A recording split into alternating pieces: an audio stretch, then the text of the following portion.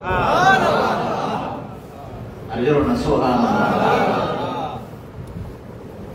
আমরা কি করি, কোন মতে বিপদ থেকে উদ্ধার হইতে পারলে আমি পাচ্ছি, এর মধ্যে এদিকে দাম হোক, এরকম না?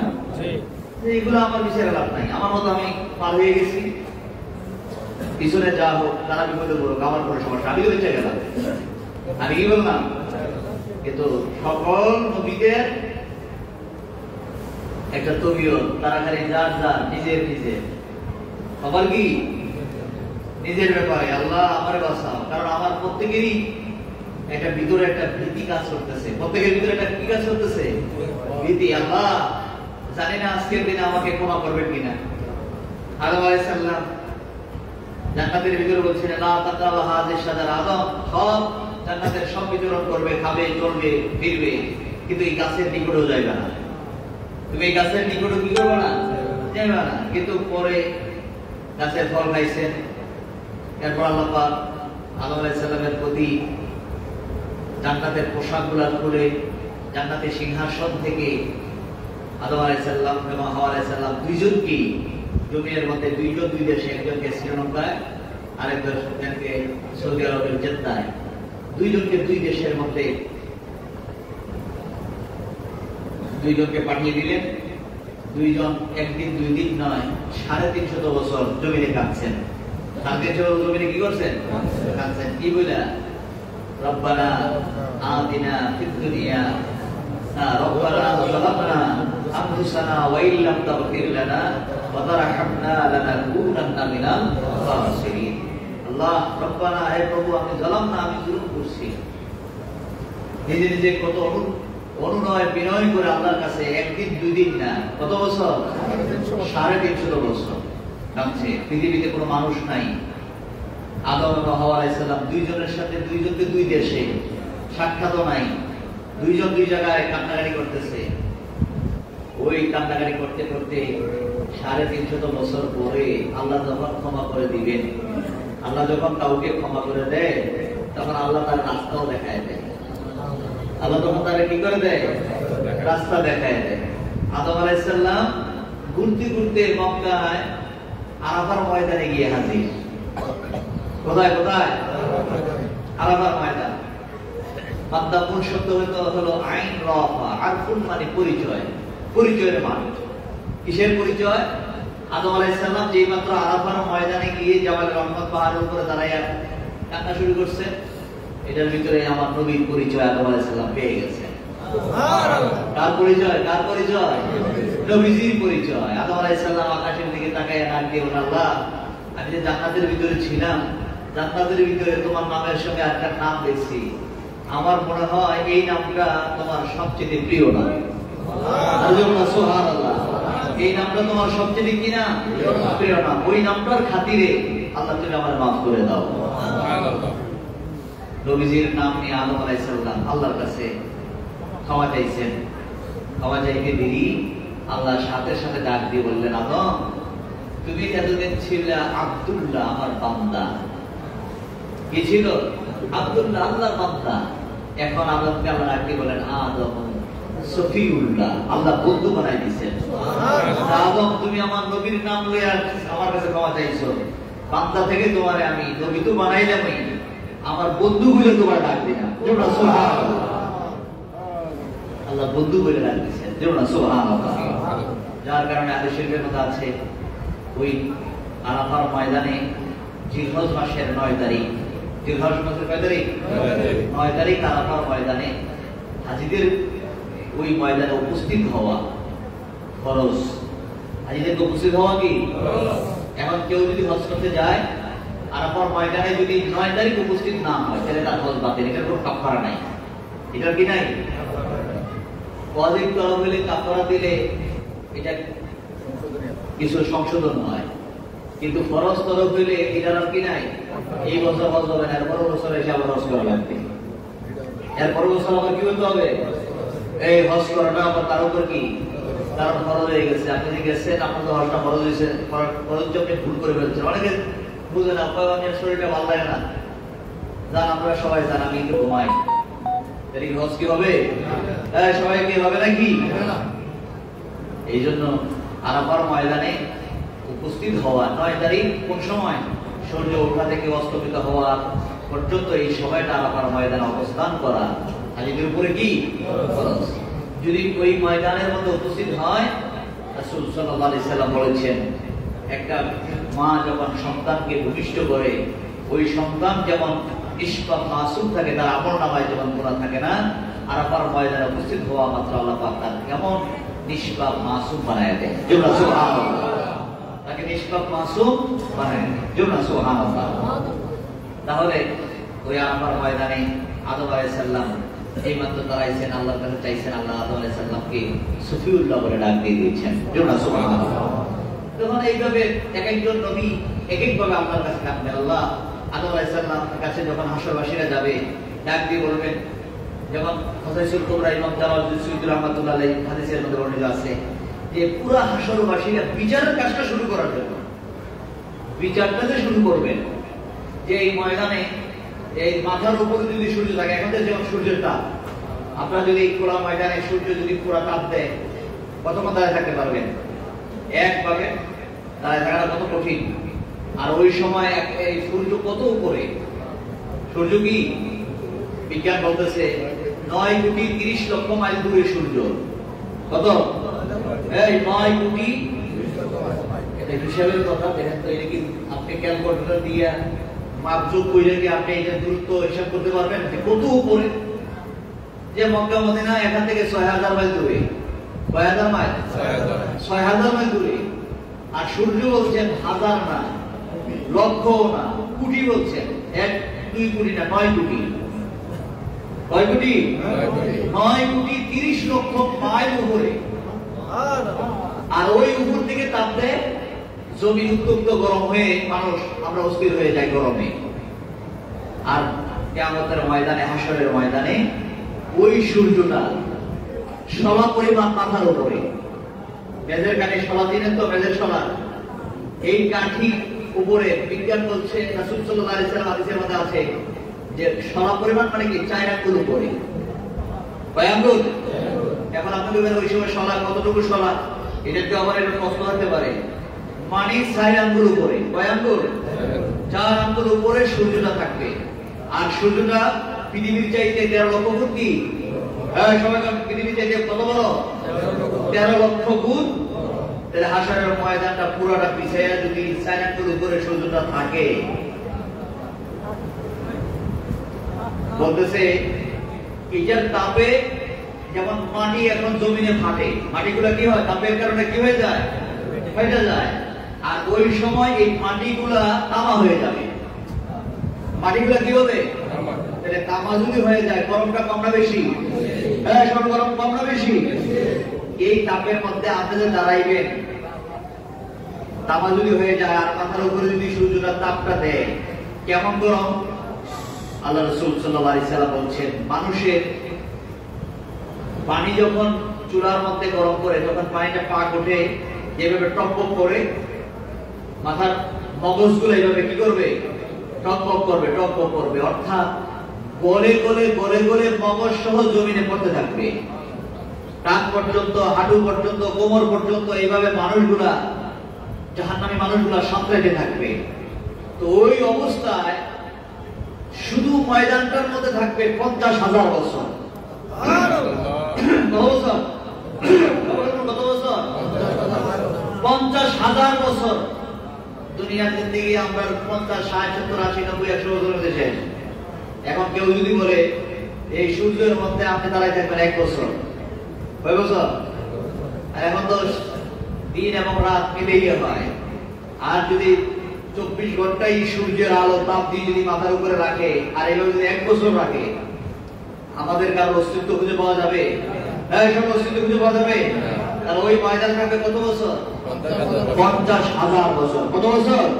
50,000 বছর ওই ময়দানে থাকবে।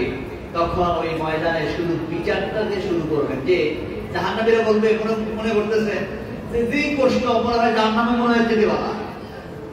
জাহান্নামীরা মনে করবে কি জাহান্নাম মনে হয় যেতে কি ভালো। আল্লাহ বিচারটা শুরু করেন, জাহান্নামে দিয়ে জাহান্নামে দিয়ে দেন। এই কষ্ট আমাদের আর সহ্য হচ্ছে না। এমন সময় পুরো হাসরবাসী বলতে কি আদম আলাইহিস সালাম থেকে আরম্ভ করে কিয়ামত পর্যন্ত যত মানুষ এখানে, মুসলমান বলেন, অমুসলমান বলেন, খ্রিস্টান বলেন, বৌদ্ধ বলেন, ইহুদি বলেন, নাসারা বলেন, যত জাতি বলেন, পৃথিবীর ভিতরে যত মানুষ আছে, সকল মানুষ দল মত বর্ণ নির্বিশেষে সবাই পুরো হাসরবাসীরা এক হয়ে আদম নবীর কাছে যাবে। কে বলবে আদম সফিউল্লাহ, আল্লাহ তো আপনারা সফিউল্লাহকে ডাক দিচ্ছেন, আল্লাহর কাছে গিয়ে একটু কন্যা বিচারটা যদি শুরু করে, সুপারিশ না কি শুরু করতে হয়েছে, খালি বিচারটা যদি শুরু করে, এই ব্যাপারে একটু কথা বলেন। আদম আলাইহিস সালাম বলতেছেন, আমি তো আমার নিজের ব্যাপারে টেনশন, আমি আমার নিজের ব্যাপারে কি পেরেশানির মধ্যে আছি। আল্লাহ যদি আমার জিজ্ঞেস করে, তুমি এসে সবার সুপারিশ করতা, তোমার যা নিষেধ করছিলাম জান্নাতের ভিতরে ফল খাইতে, এটাকে খাইতে, যদি এরকম একটা কথা আমাদের জিজ্ঞেস করে, আমি আল্লাহর সামনে কিভাবে কথাটা বলবো? দেখছেন, আল্লাহ তো ক্ষমা করে দিয়েছেনি, এরপরও আদম আলাইহিস সালাম কি চিন্তিত, জোরনা সুবহানাল্লাহ। এইভাবে পুরা হাসরবাসীরা এক এক করে নবীদের কাছে ঘুরতে থাকবে, ঘুরতে ঘুরতে ঘুরতে ঘুরতে সর্বশেষে ঈসা রুহুল্লাহর কাছে যখন যাবে, ঈসা রুহুল্লাহ তো আমাদের নবীর উপর হয়ে আসবেন। এখন ঈসা রুহুল্লাহ কোথায় আছেন? কোথায় আছে? চতুর্থ আকাশে। কোথায় আছে? কারণ সকলেরই মৃত্যুর স্বাদ গ্রহণ করা লাগবে। ঈসা রুহুল্লাহ তো মৃত্যু হয় নাই, সকল মৃত্যু হয়েছে। ওই ইহুদিরা ঈসা রুহুল্লাহকে মারার জন্য গেছে, ঈসা রুহুল্লাহ আল্লাহ সাহায্য চাইছেন, আল্লাহ পাক ডাকতে বলছেন, ঈসা রুহুল্লাহ তুমি আমার সাহায্য চাইছো, দাও, দুনিয়াতেই রাখবো না তোমার, আমি দুনিয়া থেকে প্রথম আকাশ, তৃতীয় আকাশ পার করে চতুর্থ আকাশে তোমার নিয়ে আসলাম। চতুর্থ আকাশের মধ্যে নিয়ে গেছে, নিয়ে রাখছে। রাখার পরে ঈসা রুহুল্লাহ যে আল্লাহর কাছে কাঁদছেন, আল্লাহ আমার আখিরুল উম্মত বানান, আল্লাহ নিয়ে রাখিয়ে দিয়েছেন। আবার নবীজি, আল্লাহ আপনার নবী আমার নবী দুজাহানের বাদশা নবী বলছেন, এই যে নবীজির যেই মসজিদে নববীর মধ্যে নবীজির যে রওজা মুবারক, ওই রওজার পাশে ওমর রাদিয়াল্লাহু তাআলা আছেন, আবু বকর সিদ্দিক রাদিয়াল্লাহু তাআলা আছেন, পাশে একটা কবর খালি রাখছেন। এই জায়গার মধ্যে ঈসা রুহুল্লাহকে দাফন করা হবে, জোরে না সুবহানাল্লাহ। তো ঈসা রুহুল্লাহ যখন আসবেন, স্বাভাবিকভাবে মৃত্যু হবে, ইন্তেকাল হবে, এরপর ওনাকে এই জায়গার মধ্যে দাফন করা হবে। ওই ঈসা রুহুল্লাহ তো একদিক দিয়ে নবী, আরেক দিক দিয়ে আমাদের নবীর উম্মত, জোরে না সুবহানাল্লাহ, আর জোরে না সুবহানাল্লাহ। ওই ঈসা রুহুল্লাহ হাশরের ময়দানে নবী হিসেবে সবাই যাবেন ঈসা রুহুল্লাহ কাছে।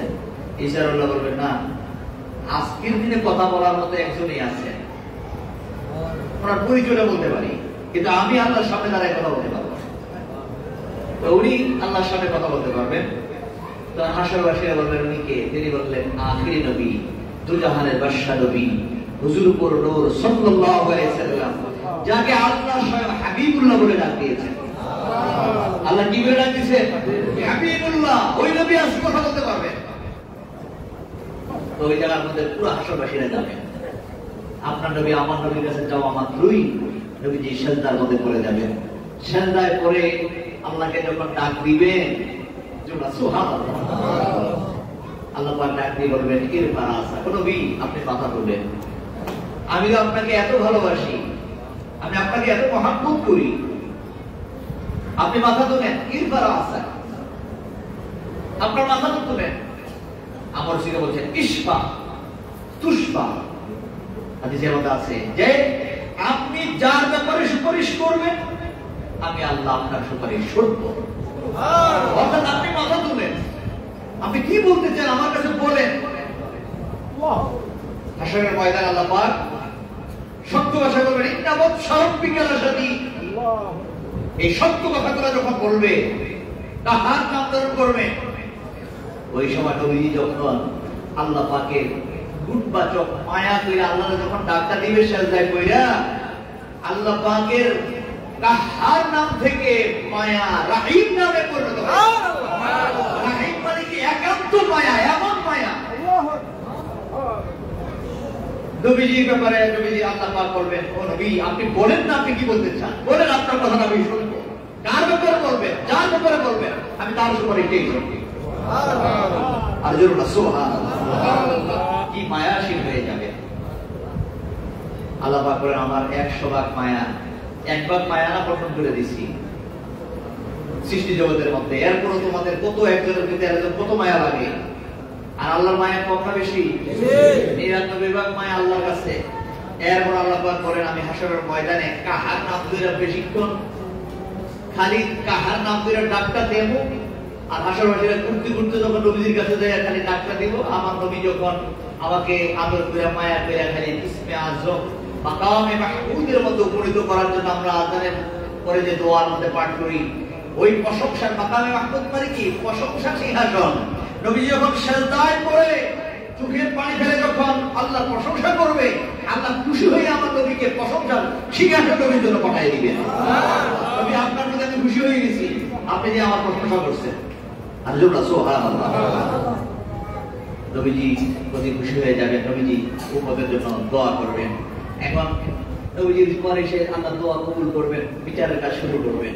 এখন জাহান্নামীরা যা মনে করবে যে হাসরের ময়দান থেকে মনে হয় জাহান্নাম মনে হয় আরাম। না, যখন চূড়ান্ত ফায়সালা হয়ে যাবে ওই সূর্যকে ধরে আল্লাহ জাহান্নামের ভিতরে নিক্ষেপ করে দিবেন। জাহান্নাম মুহূর্তের ভিতরে সূর্যকে গিলে ফেলবে। এবং জাহান্নাম যদি সূর্যকে গিলে ফেলে তাহলে জাহান্নামের শাস্তি কম না বেশি? সবার কম না বেশি? হাসরের ময়দানে সূর্যের তাপ যদি এমন হয় আর ওই সূর্য যদি জাহান্নাম গিলে ফেলে তাহলে জাহান্নামের আযাব কম না বেশি? এই জন্য আপনাকে আমাকে একটু হিসাব নিকাশ করে চলাফেরা করা দরকার। এবং রাসূল সাল্লাল্লাহু আলাইহি ওয়াসাল্লাম বলছেন যে পৃথিবীর জমিনে এমন কিছু লোক আছে যাদের সামনে আসতেছে ঈদের রাত। কিসের রাত? মাহে রমজান মাস যাওয়ার পরে চাঁদ ওঠার পরে যে রাতটা আসে, আরবি মাসের মধ্যে রাত্র আগে আসে। রাত্র কি রাত্রটা কি হয়? আগে আসে। যেমন রমজানের চাঁদ উঠলে আমরা আগের দিন আমরা কি আগের রাত্রে আমরা তারাবি নামাজ পড়ি, পরের দিন আমরা কি রাখি? রোজা রাখি। যেমন আমরা গতকাল 27 রাত্র 27 তারাবি পড়ছি, আজকে 27 রোজা আছে কি? তাহলে রাত্রটা আগে আসে, দিনটা কি? তাহলে আমরা সামনে যে চাঁদ উঠবে আমরা পরের দিনে ঈদ করবো। আগের রাত্রটা এটা কিসের রাত্র? সবার কিসের রাত্র? ঈদের রাত্র। আল্লাহ রাসূল সাল্লাল্লাহু আলাইহি ওয়াসাল্লাম বলছেন যারা মাহে রমজান মাস পাইলো এর কোনো গুনাহ মাফ করাতে পারলো না, তাদের মতো হতভাগা আর কেউ নাই। এরপরও আবার বলছেন এরপরও যদি কেউ গুনাহ মাফ যদি করাইতে না পারে, এরপর ঈদের রাত্র পায়ে যদি গুনাহ মাফ না করাইতে পারে, ঈদের রাত্র পায়েও যদি গুনাহ মাফ না করাইতে পারে, যেমন রাসূল সাল্লাল্লাহু আলাইহি ওয়াসাল্লাম বলছেন ঈদের রাত্রে ইবাদতের মাধ্যমে জাগ্রত থাকা। ঈদের রাত্রের মধ্যে ইবাদতের মধ্যে কি থাকা? জাগ্রত থাকা। ইবাদতের মধ্যে জাগ্রত থাকা। আর আমাদের দেশে কি হয়? ঈদের রাত্রে যারা জাগ্রত থাকে ওই আতশবাজি বিভিন্ন বাজি ফুটাইয়া কি থাকে? সজাগ থাকে। আর নবীজি বলছেন তোমরা জাগ্রত থাকো কি অবস্থায়? ইবাদতের মধ্যে জাগ্রত থাকো। আর এই অবস্থার মধ্যে জাগ্রত থাকতে পারো, রাসূল সাল্লাল্লাহু আলাইহি ওয়াসাল্লাম বলেন যে ব্যক্তি ঈদের উভয় রাত জাগরণ করবে তার দিল, তার অন্তরটা আল্লাহ মারবে না, এই দিলটা পড়বে না। তার দিলটা কি? দিল পড়বে না মানে কি? তার কলবটা আর পড়বে না, তার কলবটা চিন্তা করে দিবেন। আল্লাহ তার কলবটারে কি বানায় দিবেন? চিন্তা করে দিবেন। যে ব্যক্তি ঈদের রাতটা ইবাদতের মধ্যে কাটায় দেয়, ঈদের রাতটা কিসের মধ্যে কাটায় দেয়? ইবাদতের মধ্যে কাটায় দেয়। আবার রাসূল সাল্লাল্লাহু আলাইহি ওয়াসাল্লাম বলছেন ওই দিন যে ব্যক্তি, অন্যান্য বহু মানুষ আছে যারা অন্যায় করে বিভিন্ন ইসলাম বিরোধী কাজগুলা করে, আল্লাহ রাসূল বলছেন তাদের দিলগুলো এমন ভাবে মরে যাবে, অর্থাৎ তাদের এই দিলগুলা, এই আত্মাগুলা শাস্তির যোগ্য হয়ে যায়। অর্থাৎ তার দিল কেমন পড়ে যায়, অর্থাৎ তার মধ্যে নামাজ, রোজা, ইবাদত, বন্দেগী এগুলোর প্রতি তার মায়া মহব্বত থাকে না। যেমন মাহে রমজান মাস শেষ প্রায়, অনেকে আছে আজকে শুক্রবার জুমাতুল বিদা, আজকে রোজা করে নাই। কেউ আছেন এরকম? সবাই কোন আসেনি? সে আবার মুসলমান। আপনি বলবেন যে আমি কি তোকে কম বুঝিনি, ওয়াজ ঠিকই করবে, আবার বড় বড় কথাও বলবে, কিন্তু আসলে কি নাই? আসলে কি নাই? কারণ রাসূল সাল্লাল্লাহু আলাইহি ওয়াসাল্লাম যখন সূরা আত-তাহা নাযিল হওয়ার আগে 60 নাযিল যখন হয়েছে, এরকম আল্লাহ বলছেন যারা ইসলাম না মানবে, কালিমা না পড়বে, আল্লাহ তাদেরকে জাহান্নাম দিবেন। তখন মুনাফিকরা গিয়ে বললেন, কাফেররা গিয়ে বললেন, হুজুর জাহান্নাম কয়টা? জাহান্নাম 7টা। জাহান্নাম কয়টা? তাহলে আপনার কাছে তো মুসলমান মাত্র কয়েকজন, মুসলমান মাত্র আমরা কয়েকজন, কি অল্প সংখ্যক মুসলমান, আর আমরা তো সব কাফের। আপনার মত কথা মতো আমরা সবাই কি মুনাফিক অথবা কাফের। আমরা এখনো আপনার উপর ঈমান আনি নাই। তাহলে তো বোঝা গেল জাহান্নাম যদি 7টা হয়, তাহলে এই জাহান্নামের ভিতরে আমরা যেই সংখ্যক লোক আছি, এর মধ্যে কিছু লোক যাওয়ার পরে জাহান্নামটা ঘুরে যাইব, আর আমরা জায়গা হইতো আমরা বাইরে দিই কেমন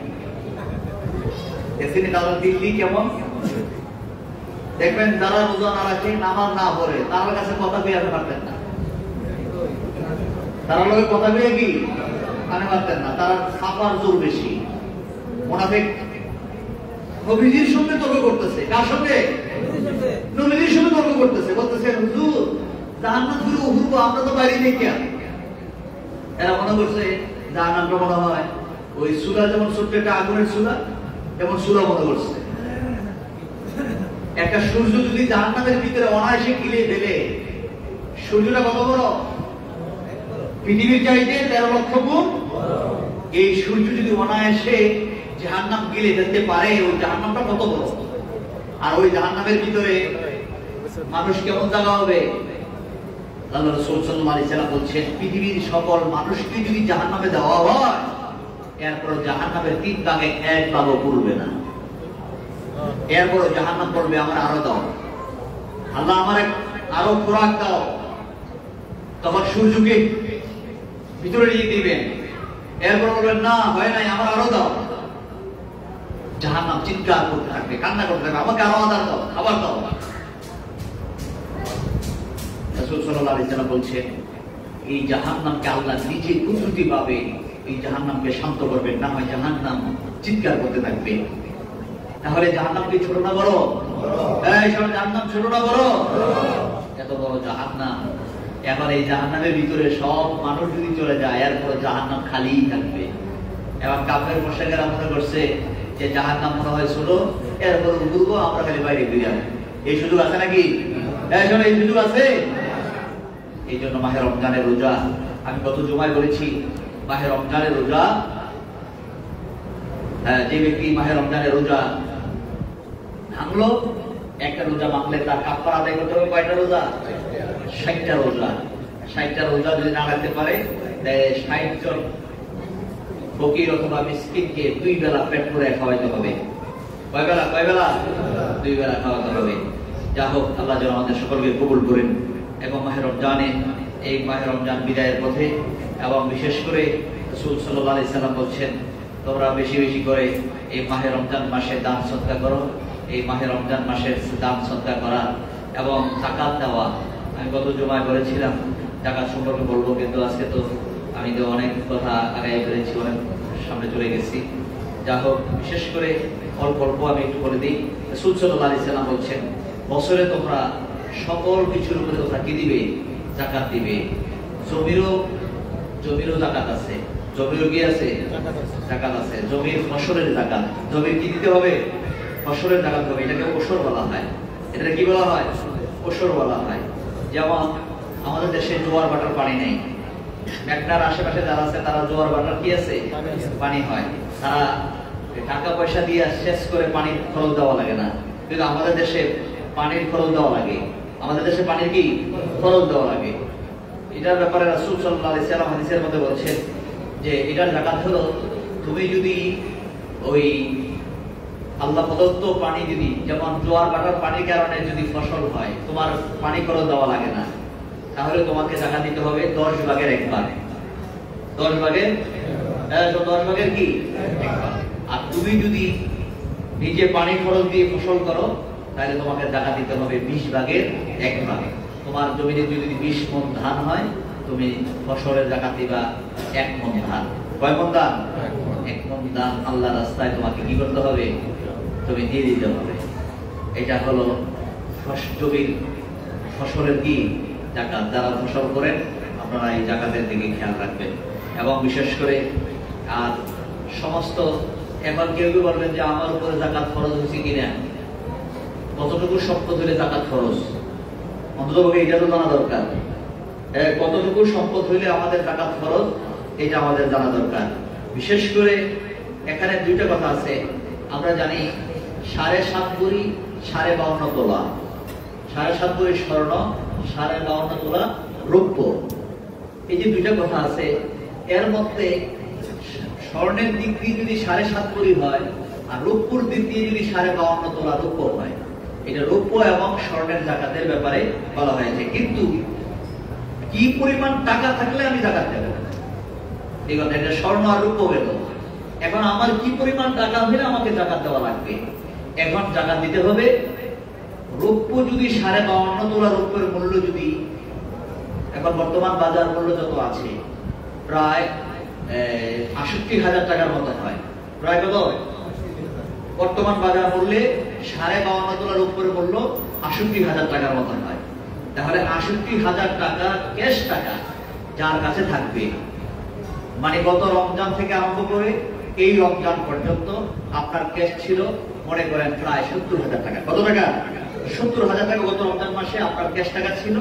এটা পুরা বছরটা ঘুরাইয়া এই রমজান মাসে আইসা এই কিছু কমছে অথবা বাড়ছে, কমছে অথবা বাড়ছে, আপনার ব্যবসা বাণিজ্য অথবা কাজে কর্মে আপনি এটাকে কম বেশি করতে করতে করতে করতে এই রমজান আইসা দেখা গেল এই টাকাটা হয়ে গেছে প্রায় ১ লাখ টাকা। কত টাকা হয়ে গেছে? ১ লাখ টাকা হয়ে গেছে। ওই ১ লক্ষ টাকা ২.৫%, মানে ২,৫০০ টাকা আপনাকে আল্লাহর রাস্তায় কি করতে হবে? যাকাত দিতে হবে। এটাকে কি করতে হবে?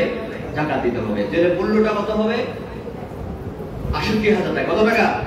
প্রায় ৬৮,০০০ টাকা ক্যাশ টাকা যার কাছে আছে ওই ব্যক্তির উপরে যাকাত দেওয়া ফরজ। ওই ব্যক্তি যাকাত দেওয়া কি ফরজ। এখন এই ব্যক্তি যদি যাকাত না দিয়ে যদি যাকাত খায়, এটা গুনাহগার হবে। কি হবে? কি হবে? ইচ্ছা করে অনেকে আছে যে আমার টাকা নাই, খাওয়া লাগবে না, খাওয়া যাবে না। যা হোক, আমি অনেক সময় হয়ে গেছে, জুমাতুল বিদা যেহেতু শেষ রমজান, আমি আজকে কথা যাকাত সম্পর্কে কথা বলার কথাই ছিল, আমি কথা বলতে বলতে অন্যদিকে চলে গেছি। যা হোক, আল্লাহ পাক যেন আমাদের সকলকে বুঝার মতো, এবং বিশেষ করে যারা যাকাত খাবে এর মধ্যে এক শ্রেণীর উপর যারা ফকির, যারা কি হাদিস শরীফের মধ্যে এবং আল্লাহ পাক কোরআনের মধ্যে বলছেন যে ৮ প্রকারের লোক যাকাত খেতে পারবে। কয় প্রকারের লোক? কয় প্রকারের লোক? ৮ প্রকারের লোক। এর মধ্যে ১ নাম্বার হলো আল ফুকারা, যারা ফকির, অভাবগ্রস্ত। এখন অভাবগ্রস্ত বলতে কি বোঝায়? অর্থাৎ তার এমন অভাব, তার ঘর বাড়ি অথবা থাকার ঘর অথবা পরিধানের বস্ত্র অথবা এই ধরনের কোনো কিছুই তার নাই, কোনো কিছুই কি তার নাই। এমন ফকির যদি হয়, ওই ব্যক্তিরা কি খেতে পারবে? এই ব্যক্তিরা কি করতে পারবে? যাকাত খেতে পারবে। কিন্তু রাসূল সাল্লাল্লাহু আলাইহি সাল্লাম বলছেন, কিয়ামতের আগে এমন হবে সবাই ধনী হয়ে যাবে। সবাই কি হয়ে যাবে? আপনি আজ থেকে ৩০-৪০ বছর আগে মানুষের যে অভাব, ছোট ছোট সনের ঘর, ভাঙ্গা ঘর যেভাবে দেখছেন, এখন কি এই ধরনের ঘর পাওয়া যায়? সবাই এই ধরনের ঘর কি দেখা যায়? তাহলে মানুষ এত অভাবের মধ্যে আস্তে আস্তে মানুষ কি হইতেছে? সচ্ছল হইতেছে। নবীজি বলছেন, কিয়ামতের আগে মানুষ এমন সচ্ছল হবে, যাকাত দেওয়ানোওয়ালা লোক খুঁজে পাবে না। যাকাত দেওয়ার মতো লোক কি খুঁজে পাবে না। ধনীরা যাকাতের টাকা নিয়ে ঘুরবে, যার কাছে যাবে একজনের পোশাক পরিচ্ছদ দেখে মনে হইল এই লোকটা মনে হয় একটু গরিব, পোশাক দেখে মনে হইল কি মনে হয় এই লোকটা গরিব।